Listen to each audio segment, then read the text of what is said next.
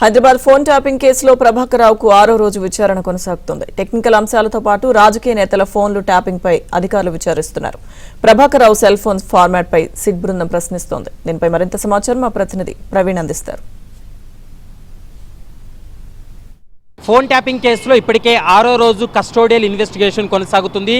SIB మాజీ చీఫ్ను 6 రోజుల పాటు సుప్రీంకోర్టు ఆదేశాలతోటే సిట్ బృందం విచారణ జరుపుతున్నటువంటి పరిస్థితి కనబడుతుంది. 6 రోజుల విచారణ అనంతరం ఈరోజు కీలకమైనటువంటి అంశాలను సిట్ అధికారులు అయితే ప్రశ్నిస్తున్నారు.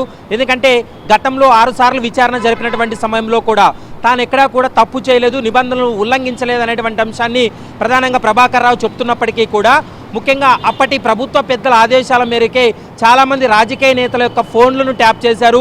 మరోవైపు కాంగ్రెస్ ప్రభుత్వం వచ్చిన తర్వాత అంటే ఎన్నికల ఫలితాలు విడుదలైన వెంటనే అక్కడ ఉన్నటువంటి హార్డ్ డిస్కులను ధ్వంసం చేయడం కావచ్చు, మరోవైపు ప్రభాకర్ రావు వ్యక్తిగతమైనటువంటి మొబైల్స్, క్లౌడ్, మరోవైపు ల్యాప్టాప్లో ఉన్నటువంటి డాటానంతా కూడా వీళ్ళు డిలీట్ చేశారు. అయితే తప్పు చేయనప్పుడు ఎందుకు ఆ డాటాను డిలీట్ చేశారనేటువంటి అంశానికి సంబంధించి ఈరోజు సుదీర్ఘంగా విచారణ జరుపుతున్నారు. రేపటితోటి కస్టోడియల్ ఇన్వెస్టిగేషన్ అనేది పూర్తి అవుతుంది. శుక్రవారం ఉదయం 10:30 ఈ వారం రోజుల్లో విచారణలో వెలుగు చూసినటువంటి అంశాలను ఒక రిపోర్ట్ను తయారు చేసి ఆ రిపోర్ట్ను సుప్రీంకోర్టుకు అందజేస్తారు. సుప్రీంకోర్టు ఆ రిపోర్ట్ను ఆధారంగా చేసుకొని ప్రభాకర్ రావు పైన తదుపరి చర్యలకు ఉపక్రమించేటువంటి అవకాశం అయితే కనపడుతుంది. ప్రస్తుతం మనం చూస్తున్నాం జూబ్లీహిల్స్ పిఎస్ కేంద్రంగానే ఈ ఫోన్ ట్యాపింగ్ కేసు అనేది కొనసాగుతున్నటువంటి పరిస్థితి అయితే స్పష్టంగా కనపడుతుంది. జూబ్లీహిల్స్ ఏసీపీగా ఉన్నటువంటి వెంకటగిరి ఐఓగా ఉన్నారు. అతని ఆధ్వర్యంలోనే ఈ యొక్క విచారణ కూడా కొనసాగుతుంది. అయితే ఇప్పటికే Prabhakar Rao cell phones format చేశాడు. సెల్ ఫోన్లో ఉన్న డాటాను మొత్తం కూడా డిలీట్ చేశారు. కాబట్టి సెల్ ఫోన్ ఫార్మాట్ చేసినటువంటి అంశంతో పాటు వాట్సాప్ కాలింగు, చాటింగ్ డాటా రిపోర్ట్ను ఆధారంగా చేసుకొని ప్రస్తుతం ప్రశ్నిస్తున్నారు. ఇప్పటికే ఎఫ్ఎస్ఎల్ నుండి వచ్చినటువంటి నివేదిక ఆధారంగానే ఐపీ అడ్రస్ల ఆధారంగా పూర్తి స్థాయిలో విశ్లేషిస్తున్నటువంటి పరిస్థితి ఉంది, విచారణ చేస్తున్నటువంటి పరిస్థితి కనబడుతుంది. మరోవైపు మొబైల్ ఫోన్స్ కావచ్చు, క్లౌడ్ కావచ్చు, మరోవైపు ల్యాప్టాప్ డాటాను ఎందుకు డిలీట్ చేశారనేటువంటి అంశానికి సంబంధించి సుదీర్ఘంగా ఈరోజు విచారణ జరిపేటువంటి అవకాశం అయితే కనపడుతుంది.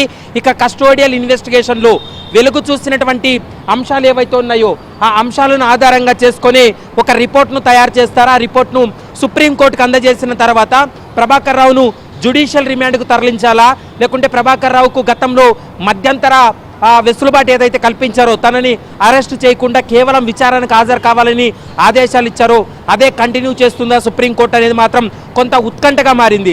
తెలంగాణ రాష్ట్ర ప్రభుత్వం అయితే చెప్తుంది కస్టోడియల్ ఇన్వెస్టిగేషన్లో చాలా కీలక అంశాలు బయటపడతాయి కాబట్టి కస్టోడియల్ ఇన్వెస్టిగేషన్కి అనుమతి ఇవ్వాలంటూ కూడా గతంలోనే సుప్రీంకోర్టులో అనేక సార్లు వాళ్ళు వాదనలు వినిపించినటువంటి పరిస్థితి ఉంది.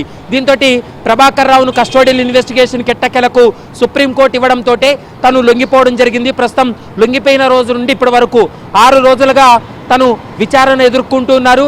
శుక్రవారం రోజు సుప్రీంకోర్టులో జరగబోయేటువంటి విచారణ తర్వాత తదుపరి ఈ కేసులో కీలక పరిణామాలు చోటు చేసుకునే అవకాశం ఉంటుంది. ఈ 7 రోజుల పాటు జరిగేటువంటి విచారణ తర్వాత అందులో ఎవరి ప్రమేయం ఎంత ఉంది, ముఖ్యంగా అప్పటి ప్రభుత్వ పెద్దల ప్రమేయం ఎంతవరకు ఉంది, వాళ్ళ యొక్క సమాచారాన్ని ఏమైనా ప్రభాకర్ రావు చెప్పాడా లేదనేది సుప్రీంకోర్టుకి ఇచ్చేటువంటి నివేదికను ఆధారంగా చేసుకొని ఒక క్లారిటీ వచ్చేటువంటి అవకాశాలు అయితే స్పష్టంగా కనపడుతున్నాయి. వీడియో జర్నలిస్ట్ ప్రమోద్తో ప్రవీణ్ కలవల, ఏబిఎన్ ఆంధ్రజ్యోతి, హైదరాబాద్.